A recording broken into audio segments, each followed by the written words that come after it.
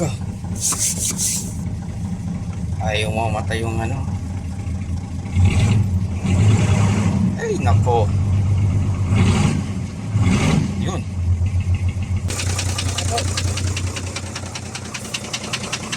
May kumakatok sa loob. Baka kakapit.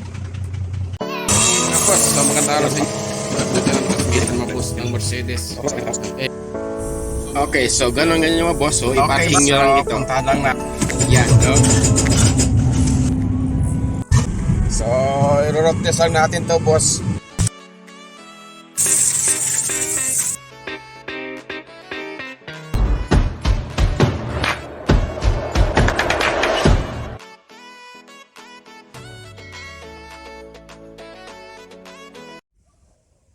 Magandang araw mga boss. So i-check lang natin tong truck na galing sa ibang branch uli.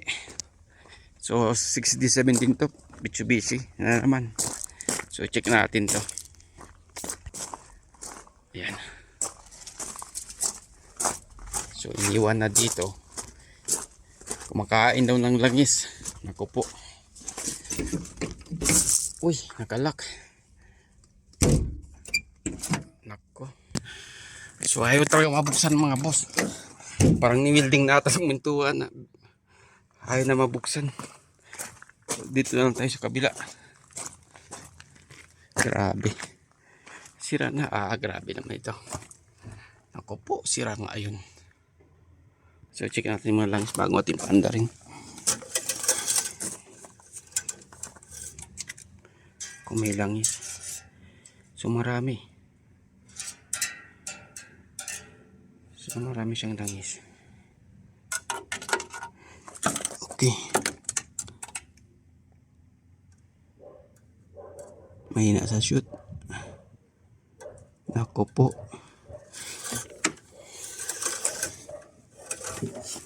So dito na tayo aakyat mga boss.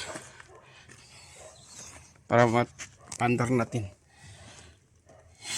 Nahirapan talaga ako ng mga driver. Diyos ko. Inay ko.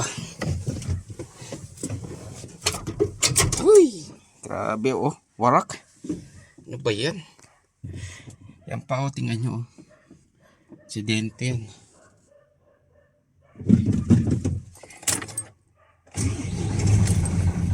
Nako.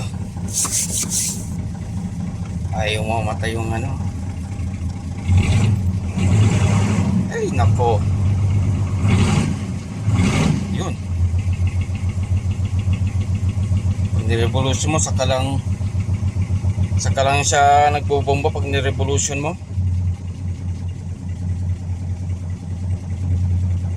So ibig sabihin, batuat yung dati na yung returner valve. Kaya ganun mahina yung bomba. Kasi ang bomba nito hindi ang basta-basta hihina. Wala lang kung may yung gasket na bumigay, pero karamihan doon talaga sa retainer. Basta baga nga puso. So kung naririnig nyo, iba na to ah. Oh.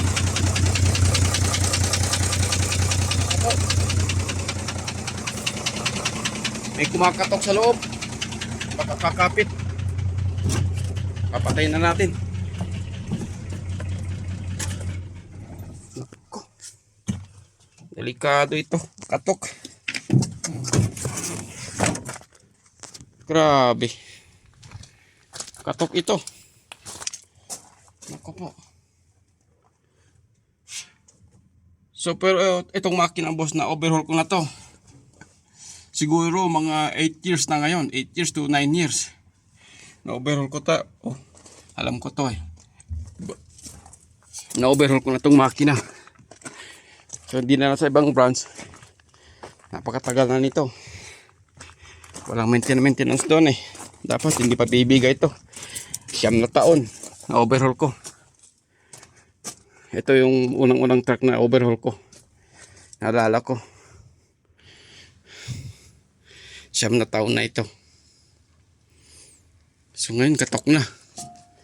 Anong nangyari?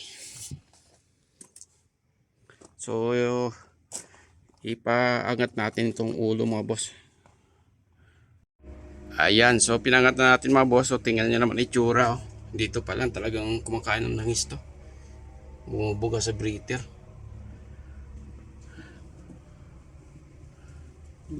2 hours later. Ayan mga boss. So natanggal na yung makina. Ayun. Laglag na lahat. So ito na yung makina na maingay, knocking, saka mausok. So ito na yung makina niya, binaba na nila. Ayun. So parang Titanic na oh. Lolo pa, parang palubog na sa gitna ng dagat, itsura. Yan.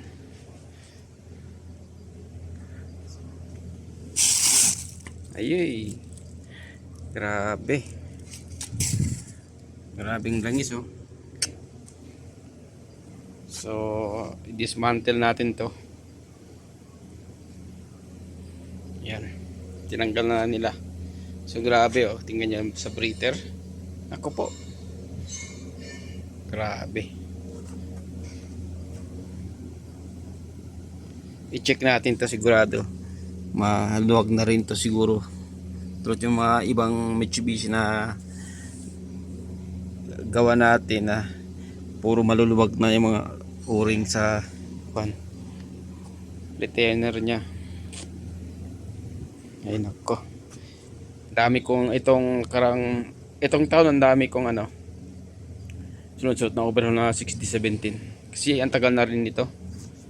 Ito yung sinabi ko sa inyo mga boss na overhaul ko, nasa 8 years o to 9 years na ito. Hindi pa man sana to bibigay kaso pa iba-iba yung mga driver. Ito yung una-unang Mitsubishi na in-overhaul ko na nung bago pa ito pa to.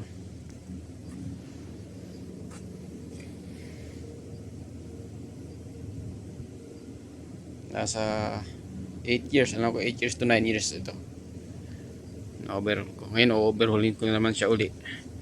Pero kung hindi lang iba-iba ang driver nito, tatagal pang buhay nito. Kaso iba-iba yung driver kaya hindi lamang umabot ng 10.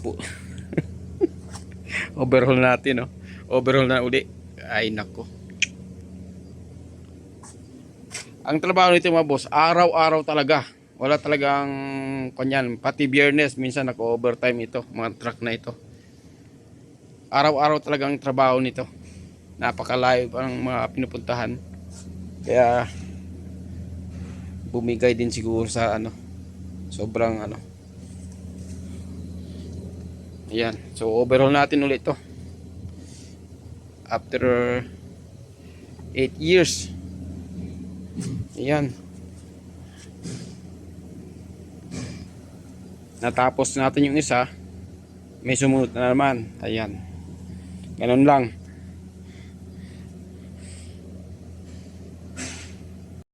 Ayan, si unti-unti natin dinadismantle. So pagtanggal ko ng valve cover at saka yung rocker arm, so may napansin ako dito. Ayan o. So saan galing ito? Kompleto naman yung valve lock. So mga valve lock nya nandyan naman.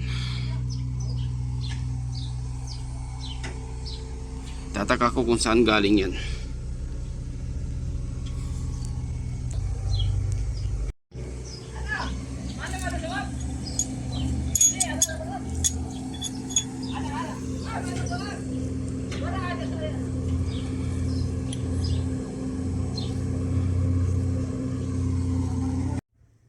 Ayan, so tinanggalan natin mga boss. So kung napansin nyo, yun naputulan ng piston ring.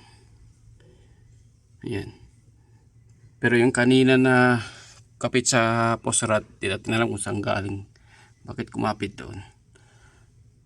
So i-dismantle lang natin lahat ito para makita. Ayan. Ito yung knocking. Yung na-rig natin, pinaandar natin. Kasi yung bearing, okay naman yung mga bearing nya. Main connecting rod bearing. So ito yung naging knocking nya. Putulan.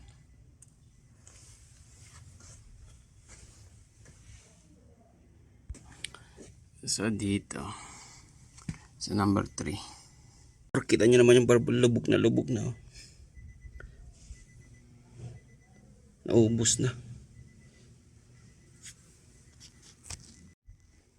Ayan. So ito na naman na tuloy natin. So yung isang overall natin, yun na yun. Ready na doon. Masasalpak na yun. Ito yun. Katapos lang natin to. May sumunod na naman. So ito. Ready na to. Isasalpak dito ngayon. Ito na yung pinandar natin.